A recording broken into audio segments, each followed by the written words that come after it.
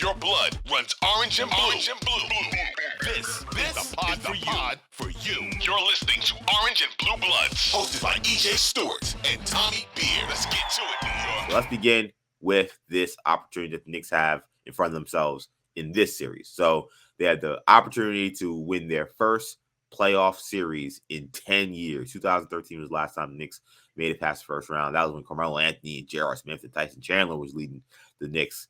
Now they have the same opportunity right ahead of them here with the Cleveland Cavaliers. They play Game 5 in Cleveland on Wednesday. The Knicks are coming off two emotional home wins in Games 3 and Game 4 at Madison Square Garden. New York has been led by star guard Jalen Brunson. He's averaging 24 points a game. He's shooting 45% from the field, along with 5 assists and 4 rebounds in these playoffs. But they'll need more from Julius Randle. He is suffering through one of the worst stretches of the season, maybe the worst stretch of the season for him. He's scoring just 14 points a game on 32% shooting for this series. He was benched in the fourth quarter of Game 4. Meanwhile, the Cavs are also looking to bounce back in a major way after dropping 2 games on the road. Donovan Mitchell, their all-star point guard or all-star shooting guard, scored just 2 points in the fourth quarter of their Game 4 loss at MSG. So, Tommy, what will be the key to the Knicks clinching this series on Wednesday? Yeah, I think it's the things that they have done well that have got them to this 3-1 lead. Just that's kind of their secret sauce. It's nothing crazy. It's nothing outlandish. Rebound the basketball. They're 3-0 when the team that leads the game in rebounds is won 0-4 of these contests. The Knicks are 3-0 when they win the turnover battle. So it's just those little things that take care of the basketball, rebound the basketball, defend, obviously. I think the first quarter in this Game 5 will be particularly important, a little bit more so than previous contests and maybe regular season or postseason games, because obviously the Cavs' confidence is shaken. The weight of expectations is, of the pressures obviously shifted to Cleveland. There's win or go home games, do or die games, must win games. In an elimination game, all those cliches apply. And there's a reason why the elimination game is the hardest game to win. You're fighting a desperate animal, a cornered animal, and a Cavs team that's talented. They have a superstar, obviously, in Donovan Mitchell, who's capable of scoring 50, 40 points. So we know about the talent they have there. We've seen Garland explode, for big quarters and big games. So keep those guys in check. Do what you got to do on the defensive end. And again, it's not complicated. You have keep the game close. Obviously Knicks fans would prefer a blowout, but you have the ultimate closer in Jalen Brunson, who's proven what he can do. He's been the best player in the series. And obviously the X factors. What do we get from Julius Randle? How does he perform? Is it possible for RJ Barrett to maintain the momentum that he's built up for the 2 games in New York? So should be a fascinating game. And again, do what you do well and control what you can control. And ideally, you want to get out to a good start. You don't want to get, because obviously, you want to keep the Cavs on their toes and have that there's going to be an anxious feeling at tip-off in that arena amongst the players, the coaching staff, and the fans. You want to keep that, you don't want to let them breathe a sigh of relief. You want to keep them on their toes all night. Yeah, I mean, you mentioned that anxious feeling. I mean, again, kind of just seeing the other side going on, what's happening in Cleveland and some of the reaction. I mean, they are right now stunned kind of what's happening. So I do agree. I think the first quarter will be important. If Knicks can weather a big storm in the first quarter, if they even get out to a lead in the first quarter, that could really take the crowd out of it very quickly, and that could end up shaping how the rest of that game goes. I think one of the keys for the Knicks for me will be to find help for Jalen Brunson. I think that in a lot of these games, the Knicks have really not played a full, complete game offensively yet, still, despite being up 3-1. It was Hart and RJ in Game 4. It was RJ in Game 3. Game 1, it was Randle and Hart. But they haven't gotten, 4 or 5 guys really in the mix to kind of complement Jalen Brunson's offense. It's kind of been a mixed bag of guys. And I think that it's going to be important that the Knicks get some of these guys going. I know Jalen Brunson is going to play relatively well. That's just kind of who he's been. But and usually they'll get someone else to play well, maybe one other guy, but they're going to need, I think, another guy or 2 other guys to help him out. So I'm looking at Emmanuel quickly as a guy to say, hey, like, he's got to break out of this funk at some point. I mean, he's only had 1 game, I think, in 2 games, I guess, technically double figures. That game 2. I don't even count, but he really hasn't made an impact in this series yet. So you would think with the Cavs maybe readjusting their defenses to how RJ is playing, maybe that opens things up for Emmanuel quickly more. I mean, he's got to get going at some point. And, we can talk about Julius Randle. I mean, he has struggled mightily in this series. I said on podcast we recorded yesterday that I don't see him as a playoff player just because that's what I've now seen 9 games in. If he could break out of this, that would be a great thing. But they're going to need someone besides Jalen Brunson, I think, to help. It's kind of like the opposite of what you think normally, I think, in the playoffs, where you say, your stars win on the road and your role players kind of win games at home. I think for the Knicks, if they're going to win this game, it actually may be the opposite. I think you can kind of expect to get a pretty good game from your star and Jalen Brunson, but you need these other guys to give them something. If he doesn't get anything from those guys, then the Knicks will not win this game because the Cavs are going to be playing with desperation. I am going to call an IQ breakout game today. I'm going to go on Wow. record. Okay. Yeah. Again, we're recording Tuesday, so it'll be Wednesday. But I think IQ's due. He hasn't taken a lot of shots. He's 2 of 3 from the 3-point arc in the previous contest. So it seems like he's kind of trending in the right direction. I think he'll get. They haven't released the injury report yet. It sounds like Grimes. I would assume he'll be listed as questionable.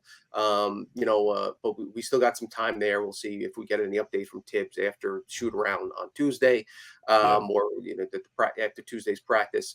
We'll see how that goes. I would probably expect him not to play. They obviously won game 4. There's no need to. It doesn't seem like there's any need to rush him back. They need him healthy if they're going to make a long run. So probably err on the side of caution.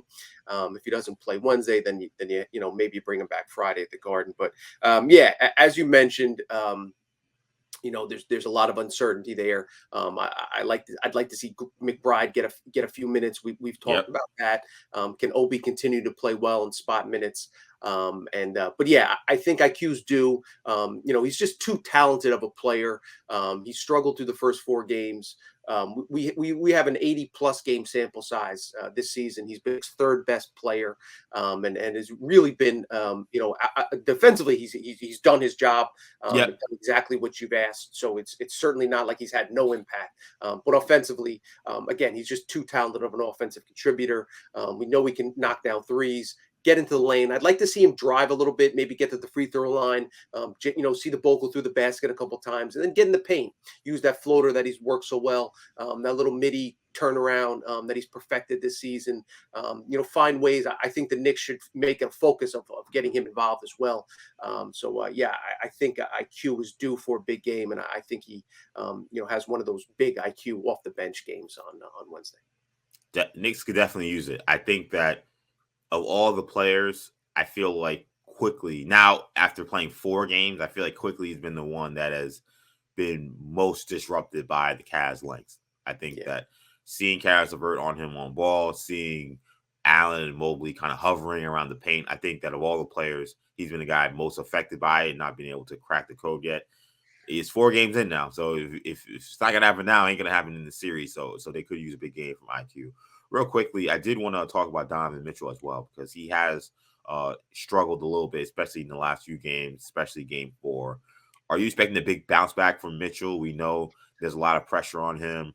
Now the conversation going, hey, is this going to be another playoff, ouster where you get dominated by Jalen Brunson? What do you expect from Donovan Mitchell coming into game 5? Yeah, I expect a big game from Mitchell. Again, you talk about talent, offensive skill sets. This guy has it all. A lot of those shots in and out, a game of inches, make or miss league. If Mitchell hits one of those threes, that would have cut the lead to 1 in the 4th quarter. There was a couple of opportunities where he had some shots that if he had hit, would stem the either Knicks momentum or get, continue when the Cavs were on that roll in game 3. We saw in game 1, 38 points on an efficient shooting. He kind of passed the baton to Garland in game 2 when they got their win. I think Mitchell is comfortable, being a guy that takes 30 shots in a big game, make or miss. He's putting the work. He's earned the opportunity, and he's going to be blamed if they win, if they lose anyway. So you might as well go down, fighting. So I expect him to get a ton of shots up, and when you get a scorer like that and giving him a high volume number of shots. I expect a lot of those shots to go in. So yeah, is that necessarily great for the Cavs? Again, we saw in Game 2 where Yeah. their most the one game they won is the game. I think he had 13 13 assists, I think. assists. Yeah. Right. I think he had 17 points, but 13 assists in that game. So when he really dished the ball, but again, I think he's going to go down and especially early, set the turn early, come out firing. Knicks need to make him work on the defensive end. But yeah, to answer your question directly, I expect Mitchell to put up some big numbers in game 5.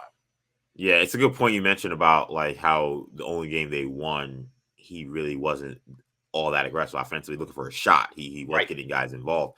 And in his best game, game 1, that was a game where he probably scored the most points and made the most impact and almost had to lift his team by himself. I think he had 38, but they lost that game. So, and he took, I think, 28 shots, 29 shots in that game as well. So, yeah, that's the thing about the Cavs. That's the one thing that is tough. It's tough for any team when you're down 3-1. Like, it's kind of hard to find like a recipe for like what is our path to beating the Knicks. Like I think game two feels so much like an outlier because the Knicks were just out of it so badly in the second quarter. Where the only thing you take away from that is like, well, Garland got really hot. And the Knicks turned the ball over a million times. I guess if you're Cleveland, you say, look, we can try to maybe be more aggressive on our double teams, which has been their plan. But, it's a little different at home. You got a little more juice, a little more energy, a little more fire under the legs. Maybe you get a little more active, start to cause some more of those turnovers, get out in open court. But when you don't have a clear roadmap to how exactly you find a win in a series, I think it's difficult to get over that hump, which is why a lot of these teams don't come back from 3-1. They don't even win a game down 3-1. A lot of these times, these series just end in 5 games because you don't have a way to say, okay, this is what we need to do to beat this team. You don't have much evidence. And I think this particular team has a very weird game to look at and say, well, that game, I don't know if we're going to see that Knicks team again. So it does make it a little tough for them. So I don't know. I don't know if Mitchell, I think he'll play well. I think he'll score a lot. I just don't know if that means that they win per se. I think a lot of it will have more to do probably with their defense than it will be even how much he scores.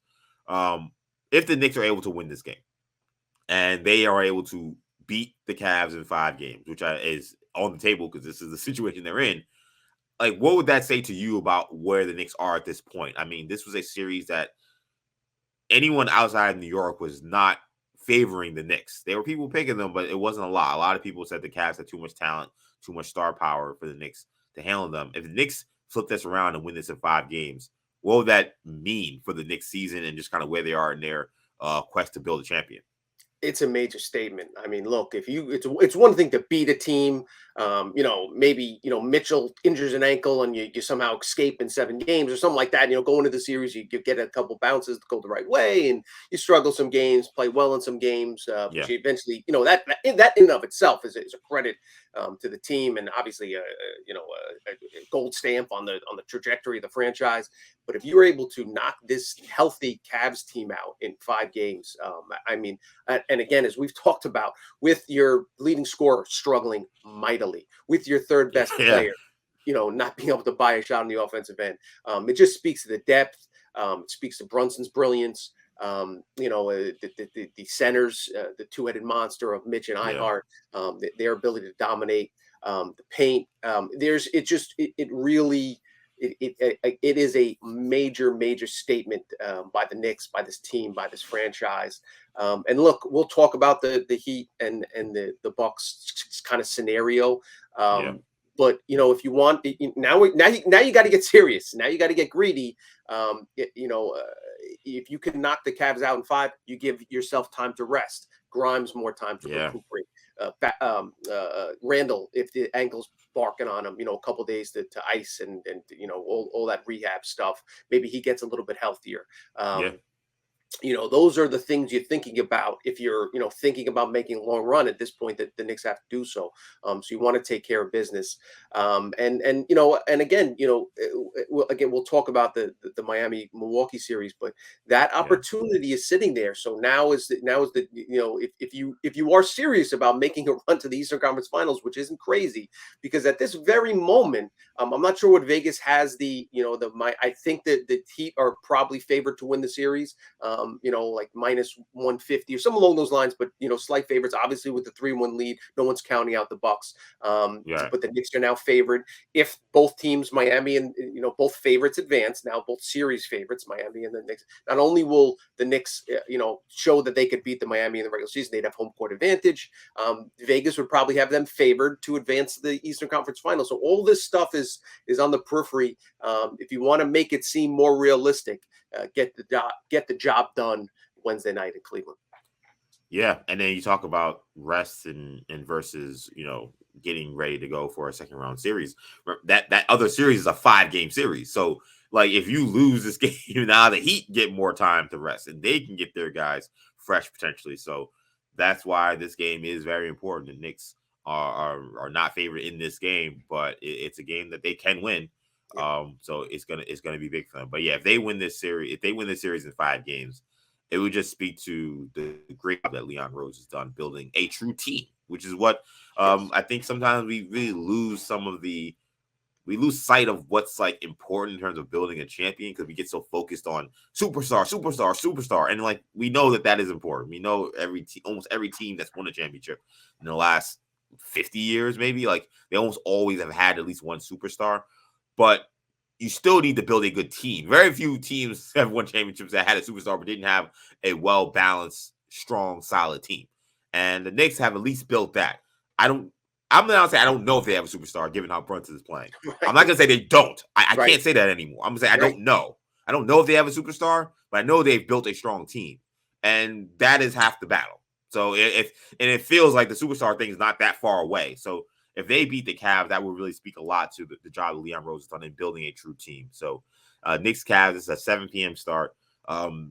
Interesting, weird note about the programming. You can watch on MSG as you always would, but also it's on NBA TV, not on TNT, not on a national cable channel, so to speak. I guess MSG technically is, but you're not going to get it on ESPN, not getting on TNT. So if you're looking to watch it from a national perspective, you're not going to find it on those channels. You got to go to NBA TV. If you don't have NBA TV outside of New York City, you might be a little screwed. I don't know. Which is a bad job for the NBA not to have this game on one of either TNT or ESPN like that. They kind of the way they put this is weird because there's 4 games on that night. I don't know how they messed this up, and then you kind of technically have like 3 Eastern teams because the Grizzlies are one of the teams that are playing at home, so they have to move the Bucks all the way up to 9:30, so they have an 8:30 local start, which seems ridiculous for them. And the Grizzlies, they have a 6:30 start, so they also got screwed too. So somehow they had 3 teams that are in the Eastern and Central time zone. Well, actually, 3 teams Eastern Central time zone, and it all kind of screwed everything up. But yeah, the NBA did not do a good job with this, and which is what I've been complaining about really since this playoff started. Is how they're putting these games together. Some of the long layoffs, none of it has made much sense. And now I think arguably the series that's been most compelling, maybe with the exception of the Kings Warriors series, is going to be played on NBA TV because you got to get LeBron on national TV, and you have 3 teams playing that are all in the same time zone essentially. So that kind of screwed them up. But if you're going to watch this game, Knicks Cavs game 5, MSG or NBA TV. Thanks for watching. If you enjoyed this video, please don't forget to give it a thumbs up and subscribe to our channel for more content like this. If you want to see more of our videos, be sure to check out our playlist and let us know what you think in the comments below. Also, don't forget to follow us on social media to stay up to date on our latest podcast ventures. Links will be in the descriptions. And as always, thanks for watching, and we will see you in our next video.